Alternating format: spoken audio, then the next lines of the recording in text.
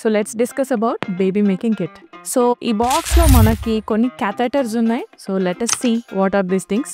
So ఇవి catheter, intravaginal insemination catheters. So this is the syringe and this is the collection bottle. Now how to use it. First thing, ఈ container లోపల siemens collect చేయాలి.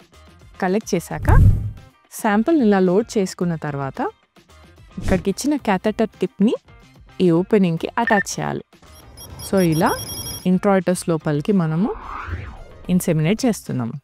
So దీని advantages ఏంటి, disadvantages ఏంటి మనం discuss చేద్దాం. Advantage ఏంటంటే మేల్ పార్ట్నర్లో సెక్షువల్ డిస్ఫంక్షన్స్ ఉన్నప్పుడు, performance anxiety, erectile dysfunction, premature ejaculation ఉన్న వాళ్ళకి డెఫినెట్గా ఈ కిట్ యూస్ఫుల్. ఆడవాళ్ళకి వెజైనిస్మస్ ఉన్నప్పుడు, డిస్పెరోనియా ఉన్నప్పుడు ఈ కిట్ డెఫినెట్గా హెల్ప్ చేస్తుంది. కాకపోతే డిసడ్వాంటేజెస్ ఏముంటాయి అంటే సర్వైకల్ స్టీనోసిస్ ఉన్న వాళ్ళకి సర్విక్స్ పాస్ చేసుకొని ఈ క్యాథెటర్ని ఇంట్రడ్యూస్ చేయడం ఇంట్లో కష్టం. సో సర్వైకల్ స్టీనోసిస్ ఉన్నప్పుడు ఈ ప్రొసీజర్ వల్ల ప్రెగ్నెన్సీ రాకపోవచ్చు.